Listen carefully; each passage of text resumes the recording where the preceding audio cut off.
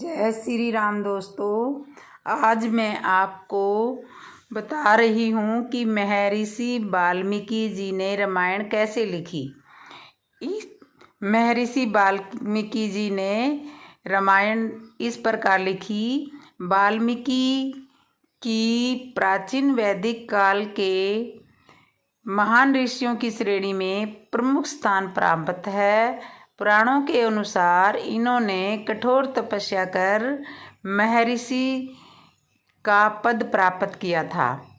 परम पिता ब्रह्मा के कहने पर इन्होंने भगवान श्री राम के जीवन पर आधारित रामायण नामक महाकाव्य लिखा। ग्रंथों में इन्हें आदि कवि कहा गया है। इनके द्वारा रचित महाकाव्य श्रीमद् वाल्मीकि रामायण संसार का सर्वप्रथम काव्य माना गया है। इस प्रकार लिखी रामायण के अनुसार एक बार महर्षि वाल्मीकि तमसा नदी के तट पर गए। वहाँ उन्होंने प्रेम करते क्रोच सारस पक्षी के जोड़े को देखा। वे दोनों पक्षी मधुर बोली बोलते थे। तभी उन्होंने देखा कि एक निषाद शिकारी ने क्रोच पक्षी के जोड़े में से एक पक्षी का वध कर दिया और मादा पक्षी विलाप करने लगी। उसके इस विलाप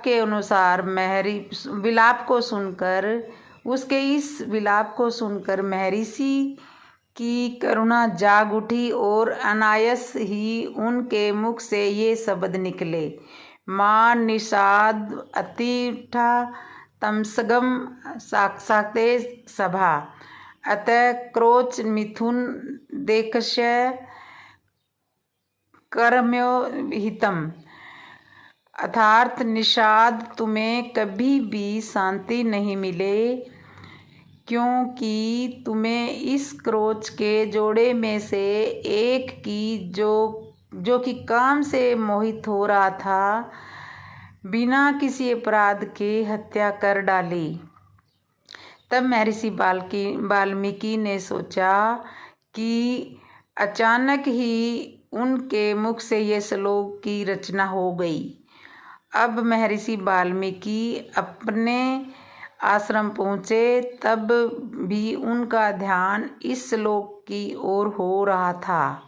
तब महर्षि वाल्मीकि के आश्रम में भगवान ब्रह्मा आए और उनसे कहा कि आपके मुख से निकला यह छंद छेद वाक्य आपके मुख वाक्य गाया जाने वाला श्लोक रूप ही होगा। मेरी प्रेरणा से ही आपके मुख से ऐसी वाणी निकली, अतः आप श्लोक के रूप में ही श्री राम के संपूर्ण चरित्र का वर्णन करें।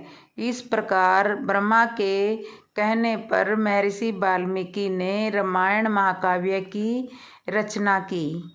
तो दोस्तों, ऐसे हुई थी रामायण की रचना। आपको कैसे लगी महाकवि वाल्मीकि की ये लिखित रामायण जो मैंने आपको बताई है?